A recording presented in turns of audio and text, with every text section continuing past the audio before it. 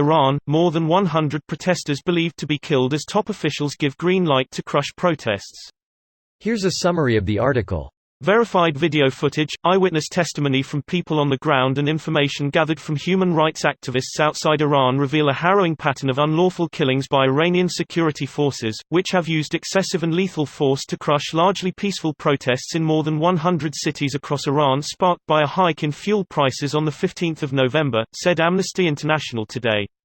The frequency and persistence of lethal force used against peaceful protesters in these and previous mass protests, as well as the systematic impunity for security forces who kill protesters, raise serious fears that the intentional lethal use of firearms to crush protests has become a matter of state policy. Top government officials, including Iran's Supreme Leader Ali Khamenei, have issued statements describing protesters as villains and giving security forces a green light to crush demonstrations. Even if a small minority of protesters have resorted to violence, police must always exercise restraint and use no more force than is strictly necessary, proportionate and lawful in response to the violence they are facing. Violence by a few individuals does not justify a widespread reckless response, said Philip Luther. Even if a small minority of protesters have resorted to violence, police must always exercise restraint and use no more force than is strictly necessary, proportionate and lawful in response to the violence they are facing. State media reported that, as of 17 November, more than 1,000 protesters had been arrested since the protests began. Various government officials, including the Supreme Leader, President and head of the judiciary, have demonized the protesters and warned that security forces will confront protesters with force. This post received a score of 40,638, with an upvote ratio of 96%. Here are the top comments in response to this article. A source from State Ministry, until Monday, 1 p.m. local time, 200 killed and more than 3,000 injured. Edit, NetBlocks. It has been 75 hours since #Iran introduced a near-total internet shutdown, leaving Iranians isolated from the rest of the world. It's really crucial to get the connection back. Without internet, government can freely continue slaughtering people in news blackout. Western governments and human rights activists should act. Edit 2, NY Times coverage. Edit 3, Sen, Bernie Sanders, and Anne Lind reactions. I think it says 3,000 injured. That's more than 1,000. Technically correct. Not even technically, just straight up factually. My dad lives in Shiraz. I don't know what the hell is going on. We can only send paid text via SMS. If he or anyone of my family living there got hurt, I probably wouldn't know for a long time. I hate this. I spoke to my mom in Shiraz yesterday. She said the first 2 days looked like actual hell, all banks in Mali Abad on fire and gunshots everywhere.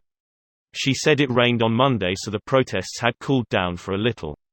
Praying for our families and country people's safe being. Folded hands, medium light skin tone. It is shameful how Iran treats its own citizens. I think some people get lulled into the idea that Iran is a moderate semi-democracy because of the way this issue plays out in politics, but this should remind everyone that they are just another authoritarian and despotic country. I don't think the US should be involved, but one can only hope they are able to get a better government for the people sometime soon. Iran is a country where being gay or converting from Islam to another religion can have you killed, and if you are Baha'i you can't go to college. Only on Reddit have I read about how progressive they are and how it is only the US that is trying to make them look bad. Greater than and if you are Baha'i you can't go to college. Actually this one should also be filed under can have you killed. The first person killed, that sparked this, was from my mom's hometown. I hope change occurs without any outside influence. If ITD by the people then it'll be good, but when other countries get involved the new government will be even more messed up. I'm sure that if change becomes imminent under any circumstances, the Iranian government will manage to spread the word that it was another country's actions. But I'm with you, I hope it goes naturally. Greater than I hope change occurs without any outside influence. If ITD by the people then it'll be good. While I think outside interference is definitely sketchy at best, it won't necessarily just be good by virtue of being internal. Iran, of all places, already knows this. It is a massive effort to re-organize society, and I hope they bring a powerful effort to make the changes one that support liberty, because the alternative is just far too simple. This video was automatically created by Reddit to speech.